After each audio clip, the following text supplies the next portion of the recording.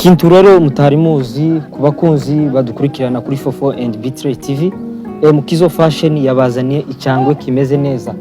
Nubu abajene bose bashaka kubegwa, murabona ko twagiye mu minsi mikuru, umuntu wese ushaka kubegwa yazagana Kizzo fashion.